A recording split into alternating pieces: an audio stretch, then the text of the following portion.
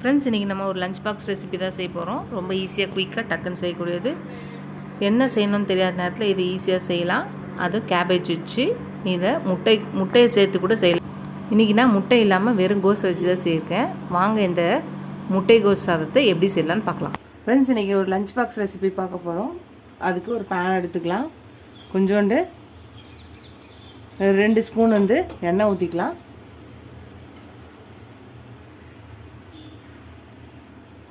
இப்போ 1 ஸ்பூன் சோம்பு போட்டுக்கலாம்.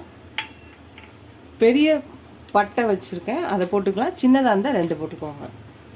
இது நல்லா இதானோடனே 10 பல் பூண்டு நறுக்கி வச்சுருக்கேன், போட்டுக்கலாம். பூண்டு நிறையா இருந்தால் ரொம்ப நல்லது. அப்படியும் போட்டுக்கலாம், பொடியாகவும் நறுக்கி போட்டுக்கலாம். நான் பொடியாக நறுக்கி போட்டிருக்கேன். இது நல்லா ஃப்ரை ஆகட்டும். பூண்டு ஓரளவுக்கு ஃப்ரை ஆகிடுச்சு. இப்போ நீல வாக்கில் அரிஞ்ச வெங்காயம் போட்டுக்கலாம். பெரிய வெங்காயமாக இருந்தால் 1, சின்ன வெங்காயமாக இருந்தால் 2 போட்டுக்கோங்க. இப்போ இதையும் சேர்த்து கொஞ்சம் வதக்கிக்கலாம்.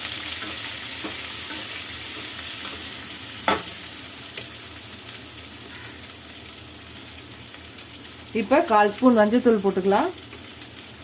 2 spoon red chilli powder, 1 spoon தனியா பவுடர், 1 ஸ்பூன் கரம் மசாலா,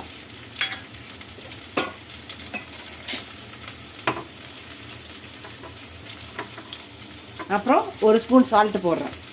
இப்போ இது எல்லாத்தையும் நல்லா வதக்கிக்கலாம்.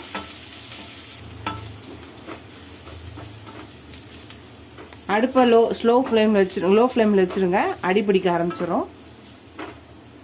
இப்போ பொடியாக நறுக்குனா கோஸு ஒரு 1/4 கப் வச்சுருக்கேன், அதையும் போட்டுக்கலாம்.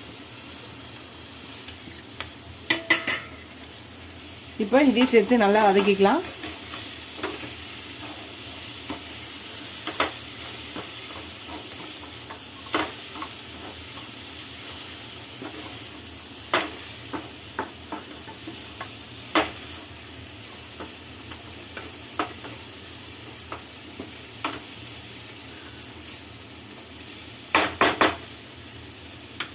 இப்போ லைட்டாக தண்ணி தெளிச்சிட்டு லோ ஃப்ளேமில் வச்சுருக்கோம்.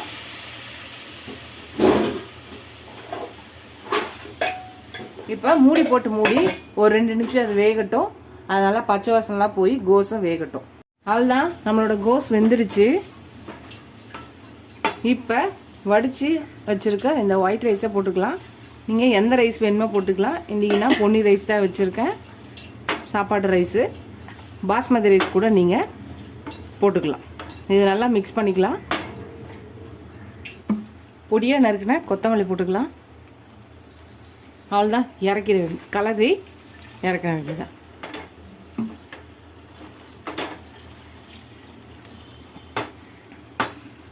அவ்வளோதான், நம்மளோட முட்டை கோஸ் சாதம் கேபேஜ் ரைஸ் ரெடி ஆயிடுச்சு. Lunch box recipe.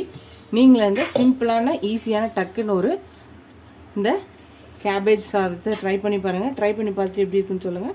First time channel பக்கம் சப்ஸ்கிரைப் பண்ணிட்டு பாருங்கள். இதுவரை சப்ஸ்கிரைப் பண்ண எல்லா ஃப்ரெண்ட்ஸ்க்கு தேங்க்ஸ். இதோட அடுத்த ரெசிபியில் பார்க்கலாம். டாடா பாபா ஃப்ரெண்ட்ஸ்.